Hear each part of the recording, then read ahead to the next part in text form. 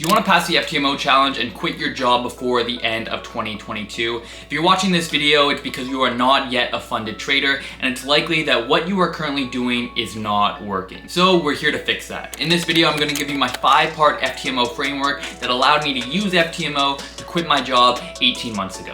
Let's get into it. First step is consistency and growth before taking a challenge. Tons of traders take a challenge long before they're consistent and long before they're ready, and therefore they're just throwing their hard-earned money away because it is very, very unlikely that they're going to pass. Why set yourself up for failure from the very beginning? I understand that FTMO funded accounts are very elusive and very attractive, but in these early stages, you can't focus on these accounts and you need to focus on supercharging your growth and building up that consistency. One approach to accomplishing this is to take a ton of FTMO free trials so you can test out your strategy and your system in relation to the challenge. Are you able to actually generate that 10% in 30 days? And do you have the tools to pass the challenge? I personally did not do this before taking any of my FTMO challenges. The approach that I took was just to trade my personal live account and to track my results. What I wanted to see was that I was ending each week profitable. I knew that if I was consistently profitable at the end of each week, that I was going to be able to adjust my risk strategy accordingly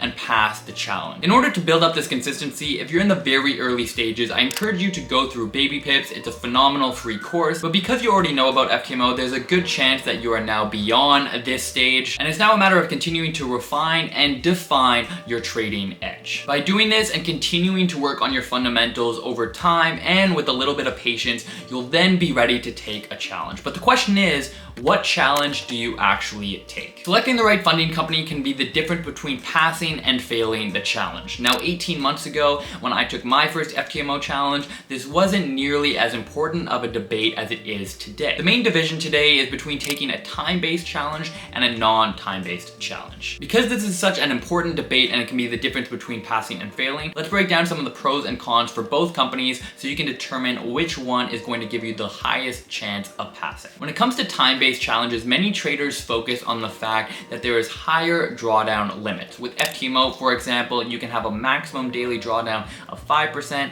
and a maximum overall drawdown of 10%. Now, this is a ton of breathing room, but when you actually think about it, is that breathing room necessary? That breathing room is a result of the company essentially forcing you to not remain risk managed. Because you only have 30 days to pass that initial phase, risking 0.5% or 1% throughout the entire challenge very likely is not going to get you to that 10% mark. And so to compensate for that, companies need to increase that maximum drawdown limit, but you can avoid this altogether by just simply not taking a time restricted challenge. All of that to say, don't let the higher drawdown limits fool you into thinking that it's going to be easier to pass. Another pro that a lot of traders tend to focus on and gravitate towards is the higher leverage. I've come to learn since starting this channel that a lot of traders don't actually understand leverage and how it works. So many of these companies like FTMO offer 1 to 100 leverage, which is a ton, but the reality is if you are remaining risk managed, you will never ever need to actually use this leverage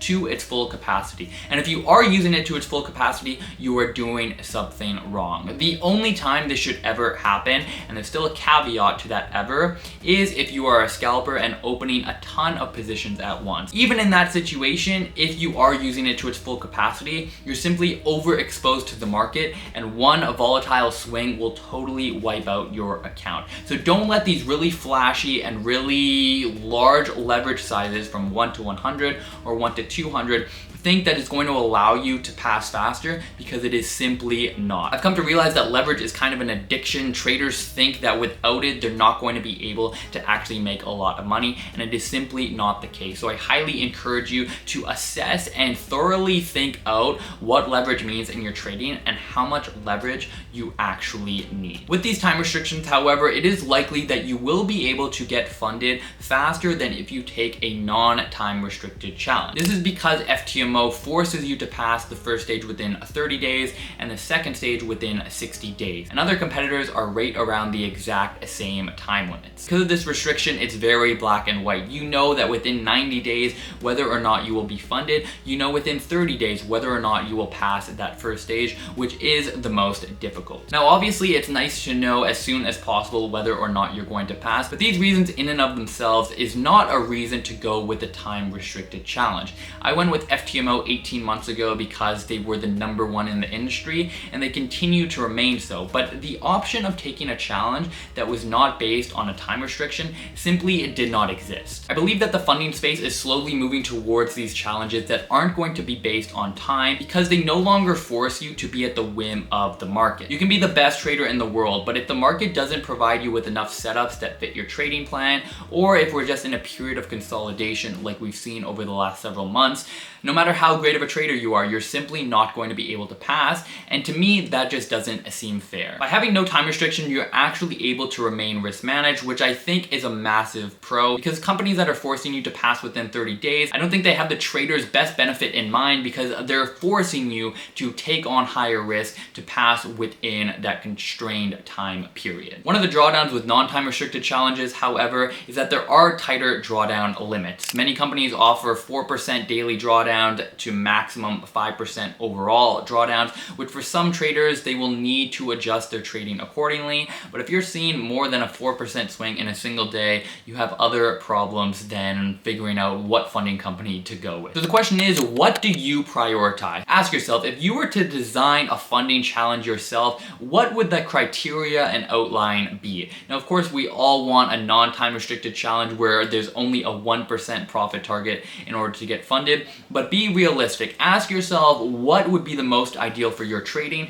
and then find the company that best suits your trading style. Do you really need that higher leverage? Do you want your success or failure to depend on the market conditions? Personally, I do not, which is why I started Lark Funding. Slight plug there, link is in the description down below. It is at this point that it is now time to take the challenge, and you want to best prepare yourself to pass and not forfeit and lose the money that you spent on the challenge. Let's talk about 2 frameworks that helped me get funded with $400,000. The first framework is what I call the 3-3-4.5 risk strategy. The downside of time restricted challenges is that you are forced to not remain risk managed. But if we go with an FTMO challenge, we just have to bite the bullet and adapt accordingly. And that is what this strategy does. The first 3 in the 3-3-4.5 is the first 3 trades that you need to take, risking 1% per trade. 1% is the sweet spot because you need to start building up momentum. Anything above 1% when you're first starting off the challenge is too much, because just a couple of losses, you could be down to 4 or 5% or more. It's about building up that momentum. My #1 priority is never actually passing. That's my secondary priority. My first priority is always protecting the capital that I invested in taking the challenge. Worst case scenario, we always want to receive that free retry. So for the first 3 trades, you're going to risk 1%. Once you are up 3%, so if you have 3 consecutive wins in a row, or however long it takes you, once you are up 3%, we're going to increase the risk on your next trade to 3%. We're going to do this because if that trade is a loss, you're going to be back down to break even, and you can then wait to receive that free retry, or you can continue risking 1% depending on how much time is left. However, we need to start stepping on the gas a little bit because those days remaining are starting to count down. You're gonna risk 3% in order to make a minimum of 3% depending on what your risk to reward is. At the bare minimum, if this is a winning trade, you are now going to be up 6%. It's at this point that you're only 1 winning trade away from passing the FTMO challenge. Lastly, you're going to risk 4.5% in order to get you over that edge and hit that 10% target. By using this risk strategy, you can pass the FTMO challenge in as little as 5 trades. The second framework that I use during my challenges and I continue to use in my trading is the input versus output framework. During an FTMO challenge, there are a variety of reasons why we are stressed. For starters, we want to pass, and secondly, we don't want to lose the money that we invested into that account. And in order to reduce that stress, we need to focus on our inputs rather than the outputs. The harsh reality is that achieving a 10% target within 30 days is 100% outside of your control. You can't control how many setups fit your trading plan. You can't control how the market moves within those 30 days. It's therefore imperative that you focus what is within your control, because that's going to make you a more efficient, a more effective trader, and it's actually going to allow you to hit goals that are within your control. A few variables that are within our control is our risk management strategy, our trading plan, how much work we put into our trading. For example, are you going to say from 8 to 12 o'clock, I'm going to be at the chart trading trading, watching the news, analyzing my potential setup, and your emotions and psychology are also within your control. Take these 4 variables and brainstorm some goals that are within your control, and you're gonna find that your trading becomes much less stressful and you're gonna become a better trader because of it. It's at this point that you have now passed the FTMO challenge or any other challenge that you have pursued,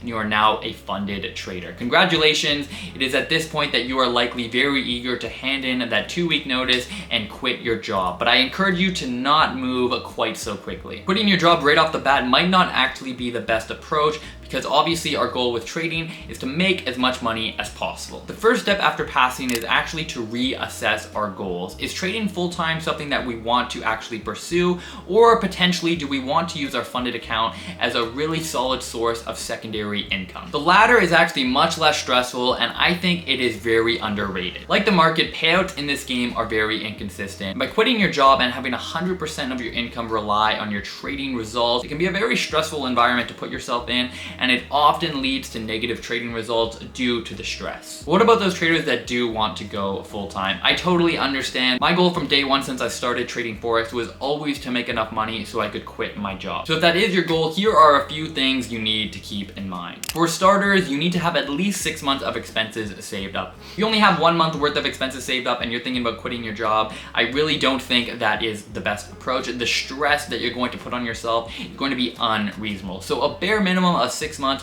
is going to allow you to have a pretty nice cushion and a pretty nice buffer to allow you to have a few months where you might not receive a payout. The more months of savings you have, the better, but I think the bare minimum cost of entry is 6 months. Secondly, you want to make the cost of entry as low as possible. What I mean by this is you don't want to focus and rely on percentage returns every month. You want to focus on building up your capital and building up your funding, because it's going to provide you with the ability to make incredibly low monthly returns and yet still pay your bills. If you only need to generate 1% a month on your funded account in order to sustain yourself and have a decent living, that is phenomenal. I think anybody watching this video can comfortably say that they could generate a 1% return every single month. But if you need to generate 5% or 10% every month, I think you're setting yourself up for failure, and it's going to be an unreasonable expectation of yourself long term.